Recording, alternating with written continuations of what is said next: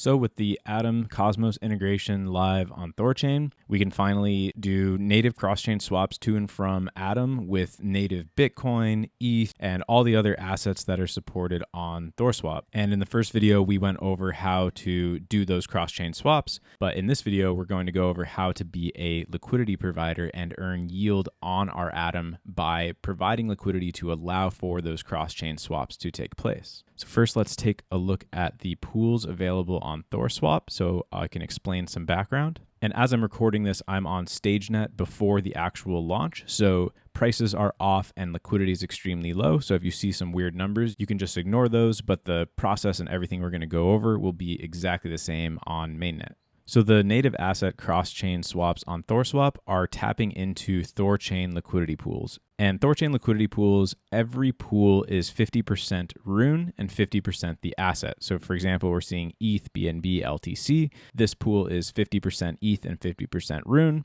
This is 50% BNB, 50% Rune, and so on. And with the Atom launch, that means that a new pool has been created, and that is the Atom Rune pool. And in very simple terms, having every asset paired with Rune is what allows you to swap between incompatible blockchains that normally you wouldn't be able to swap across. So by having an Atom Rune pool and a BTC Rune pool, then you can send in Atom and get out BTC, or send in BTC and get out Atom. And all that's happening on the back end is THORChain is monitoring what's happening in those vaults and moving Rune around, and you are getting the assets that you want. But what we're talking about here is being a liquidity provider so we can earn yield by providing that service. So what we are able to do in the Atom Cosmos context is provide liquidity to the Atom Rune pool. And by doing that, we'll be earning fees for the swaps that use that pool. So let's go ahead and add some liquidity. You can get to there just by clicking add liquidity right here or heading up to deposit on the top left. So let's add some liquidity.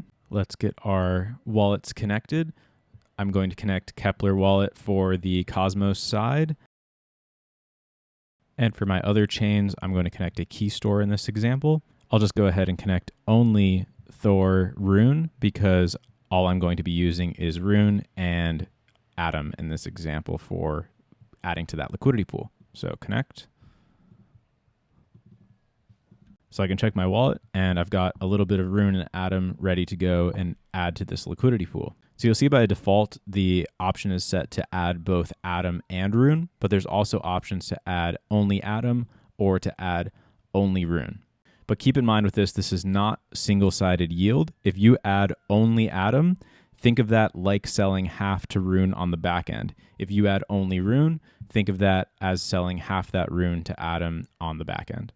So regardless of which way you add, your exposure and impermanent loss protection and everything on the back end ends up being exactly the same. Just think of it as a convenient step, and it's really like doing a swap. So if you're doing a large liquidity add, there is still slippage. So just keep that in mind. Let's start with a regular symmetrical liquidity add. So let's just add a small amount here for this first try.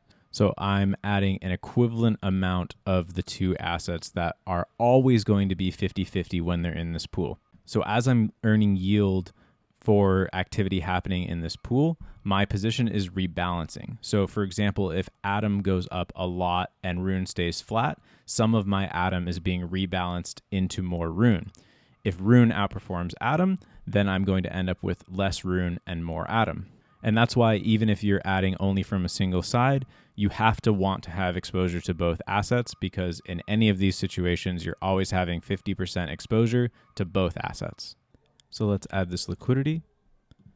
We'll have to sign two transactions, one for the Atom side to be deposited and one for the Rune side to be deposited. So first I'm signing in my Kepler wallet for the Atom side. And because I'm using a key store wallet, it's already connected and I put in that password, so that signs for the Rune side. But with any other wallet, you would get another pop-up if you were using XDeFi, for example. And now we can see the liquidity is in the liquidity pool. So now let's do an asymmetrical example. So let's add only Atom to this pool. We could also do only Rune to this pool. If we're adding only Atom, again, half of that is getting price exposure to Rune on the back end. If we added only Rune, then half of that would be converted to have Atom exposure. So all three of these options end up being 50-50. It's just a convenient step of how you add. So let's say we're coming with only Atom and we only want to use our Kepler wallet. We're still okay with 50% exposure to Rune and we want to earn through the liquidity pool, then this would be the way to do it. So let's just add this half Atom. So 0.25 roughly is going to end up being Rune. If you're doing this on a large transaction, then there is slippage like doing a swap. So now for this one, we only have to sign through Kepler since we're only depositing Atom.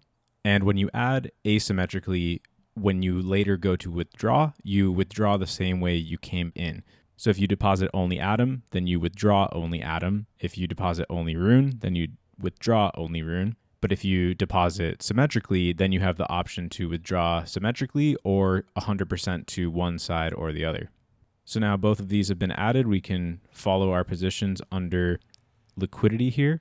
We can also click this link to Thor yield for a more detailed breakdown of our position over time. And we do have a separate video about tracking your positions using Thor yield. And there's also an LP calculator on Thor yield where you can enter price targets and see how your position would perform over time. And we have a separate video on that as well. And later into the future, if we want to withdraw these LP positions, we just go to withdraw. And there's a slider. We can withdraw full or we can just withdraw partial if we want. Let's just withdraw all of this for the example. We'll see the withdraw pending, both Rune and Atom. And the withdraw went through. So our Atom and Rune are back in our wallet. And for any liquidity pool position on THORChain, you are entitled to impermanent loss protection. Impermanent loss is complicated, but in simple terms, it's basically a loss due to the constant rebalancing between the two assets, such that sometimes you could end up where you would have been better off just holding the two assets and not LPing. With THORChain impermanent loss protection, you are protected up to the point where you would have been if you had just held the two assets. So this doesn't mean you can't lose in fiat currency terms, but you end up no worse off at the worst case than if you had just held your original assets. You can end up with more or less of one or the other, but the total value would be equivalent to having just held. So for example, if you had put 1 Atom and 5 Rune, and those were equivalent at the time, then after 100 days, what you will withdraw will be minimum worth 1 Atom and 5 Rune, but it could actually be more and less of either or depending on the price fluctuation. This protection kicks in 1% per day until full 100% protection at 100 days. So that is how you earn yield on THORSwap, by pooling your Atom and Rune. Same process for any of the other liquidity pools if you want to pool some other assets. So now you can use THORSwap for swapping to and from Atom with all these other native assets, as well as adding to THORChain liquidity pools and earning yield.